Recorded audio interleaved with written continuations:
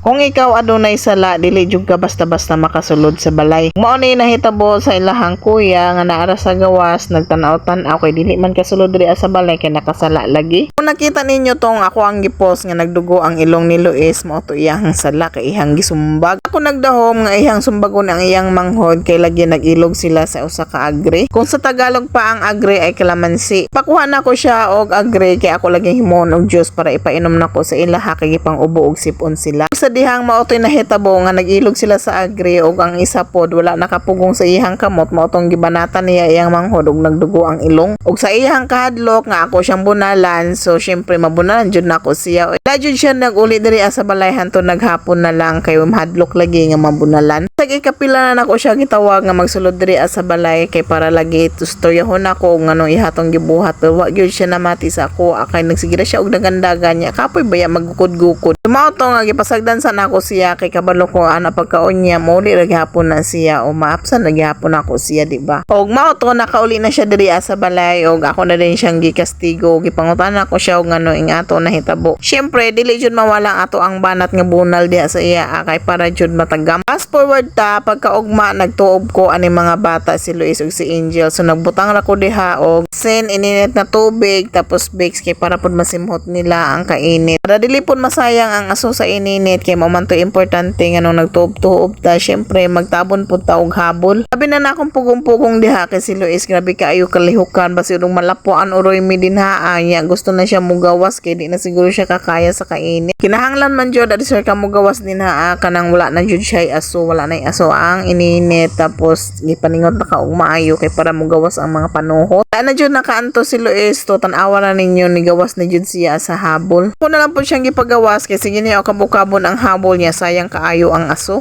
May na lang po ni Angel nagpadayon diha kay para masulit po ang aso niya dili masayang. Paggawas ni Luis so taod-taod ni gawas na po mi ni Angel kay si Angel nagsige na po og hinila. Paningot jud ko og maayo din ha kay syempre ikaw kun ito uban di pa ka paningoton og maayo. Sa pod ni ka epektibo ba nga kanang tuob-tuob mawagtang jud ang imuhang balatian. Kumana mo og tuob so gilingaw-lingaw na po ako si Angel diri ako siyang gisayaw kay grabe jud ang iyahang ubo. Halos dili jud ni siya magpabutang kay lagi ang iyahang ubo grabe kaayo kagahi. Halos dili na ako mabuhat ang ako ang mga trabahoon diri sa balay kay lagi magbantay ko sa iya kay magsige na laman og hinila. Imbis kaya napasalamat ko nga walay trabaho si Jang Ray so makatabang-tabang siya diri sa ako pagbantay man lang aning bata kaso nga lang kay busy po siya dito sa iyahang mga barkada og shot puno. Lisod jud baya kaayo basta ang bata na magkasakit kay di ka makabalog unsa iyahang gusto. Kay dili man na makaistorya ng bata og ahay sakit sa iyahang lawas ug unsay gibati niya sumao nang dili jud sa yon magbantay og bata labi na og naisakit. Og pagkaugma so nagplano na jud ko nga manglaba ko kay kahapon wala lagi ko